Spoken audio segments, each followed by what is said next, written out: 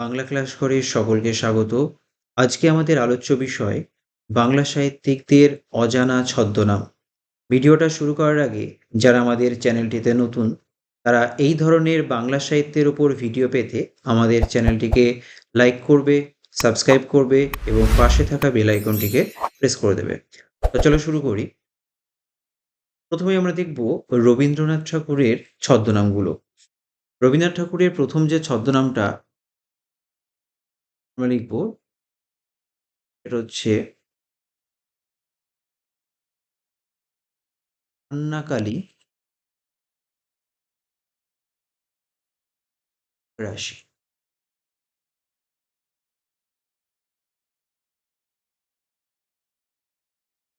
অপ্রকটচন্দ্র ভাস্কর। তৃতীয় ছদ্মনাম ভানুসিংহ ঠাকুর।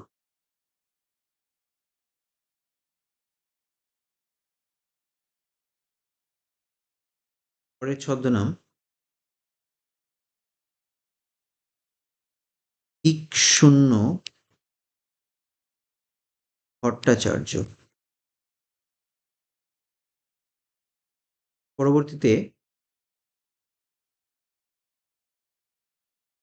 নবীন কিশোর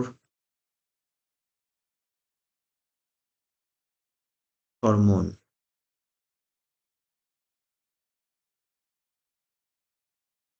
পরবর্তী ছদ্মনাম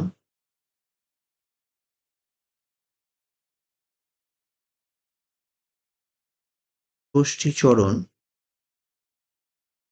দেব শর্মা।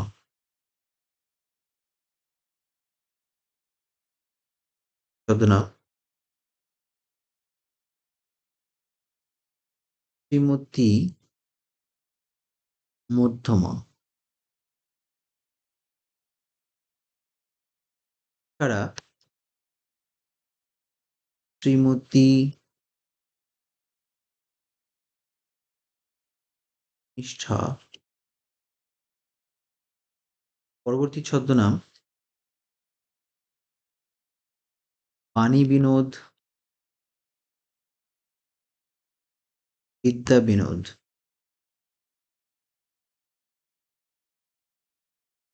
তো আরেকবার দেখে নেওয়া যাক রবীন্দ্রনাথ ঠাকুরের এই ছদ্মনামগুলো। প্রথমত হচ্ছে আন্নাকালী পাকরাশি, দ্বিতীয় হচ্ছে অপ্রকটচন্দ্র ভাস্কর, তৃতীয়ত ভানুসিংহ ঠাকুর, চতুর্থত দিকশূন্য ভট্টাচার্য, পঞ্চমত নবীন কিশোর শর্মন, ষষ্ঠত ষষ্ঠীচরণ দেব শর্মা, সপ্তমত শ্রীমতী মধ্যমা, অষ্টমত শ্রীমতী কনিষ্ঠা এবং নবমতম ছদ্মনাম বাণী বিনোদ বিদ্যা বিনোদ। এরপর আমরা আলোচনা করব কাজী নজরুল ইসলামের ছদ্মনামগুলো নিয়ে। তো চলো দেখি কাজী নজরুল ইসলামের কি কি ছদ্মনাম রয়েছে। কাজী নজরুল ইসলামের যে ছদ্মনামগুলো আমরা পাই সেগুলি হলো ব্যাঙাচি,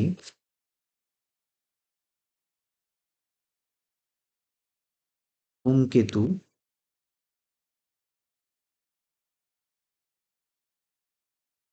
তারাখ্যাপা,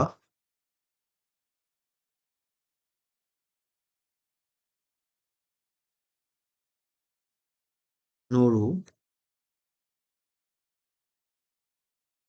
নুরু,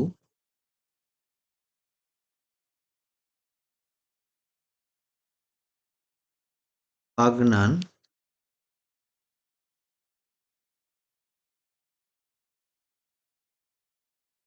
কল্হন মিশ্র,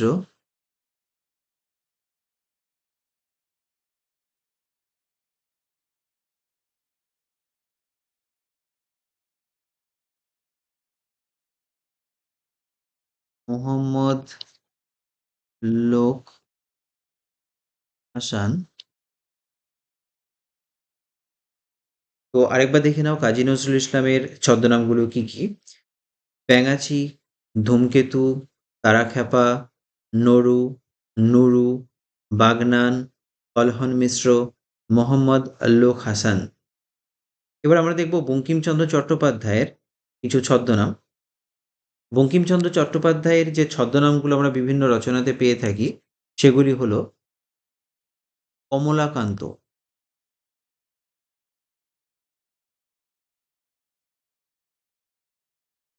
দর্পনারায়ণ,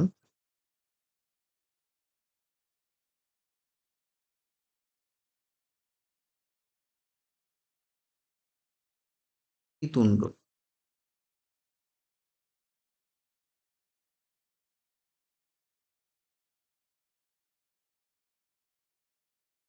শ্রী চ জ চ।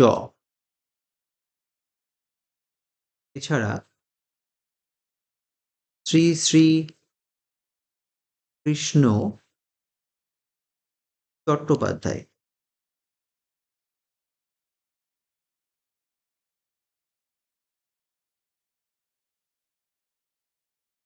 বঙ্কিমচন্দ্রের ছদ্মনামগুলো আরেকবার দেখে নাও। কমলাকান্ত, দর্পনারায়ণ পতিতুণ্ড, শ্রী চ চ চ, শ্রী শ্রী কৃষ্ণ চট্টোপাধ্যায়।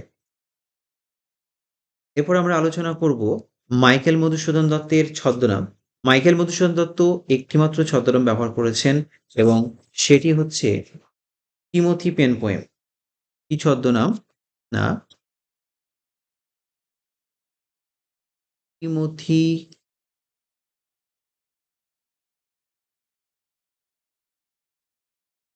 পোয়েম। এই একটিমাত্রই ছদ্মনাম রয়েছে। এর পরবর্তীতেই আমরা জীবনানন্দ দাশের ছদ্মনাম আলোচনা করব। জীবনানন্দ দাশ মাত্র দুটি ছদ্মনাম ব্যবহার করেছেন। কি কি? দেখো, একটি হচ্ছে স্ত্রী এবং আরেকটি ছদ্মনাম হচ্ছে কালপুরুষ।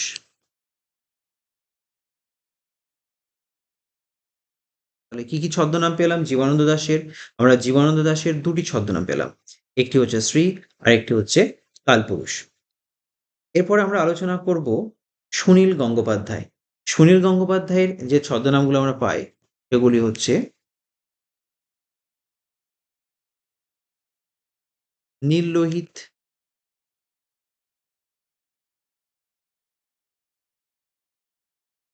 নীল উপাধ্যায়,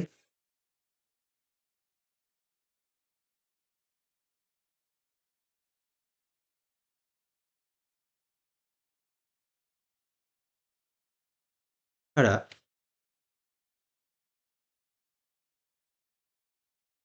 সনাতন পাঠক। সুনীল গঙ্গোপাধ্যায়ের কি কি ছদ্মনাম রয়েছে? না, নীল লোহিত, নীল উপাধ্যায় এবং সনাতক পাঠক। পরবর্তীতে আমরা আলোচনা করব নারায়ণ গঙ্গোপাধ্যায়ের ছদ্মনামগুলো নিয়ে। নারায়ণ গঙ্গোপাধ্যায়ের যে ছদ্মনামগুলো রয়েছে, প্রথমত হচ্ছে সুনন্দ। এছাড়া আরেকটি ছদ্মনাম রয়েছে সম্বুদ্ধ। নারায়ণ গঙ্গোপাধ্যায়ের দুটি ছদ্মনাম, একটি সুনন্দ আর একটি হচ্ছে সম্বুদ্ধ। এটুকুই ছিল আজকে আমাদের আলোচ্য বিষয়। পরবর্তীতে এই সম্পর্কিত আরো কিছু ক্লাস আমরা করব। আশা করছি ভিডিওটা সকলের খুব ভালো লেগে থাকবে। যদি ভালো লেগে থাকে প্রত্যেকে ভিডিওটা বেশি বেশি করে শেয়ার করে দেবে। ধন্যবাদ।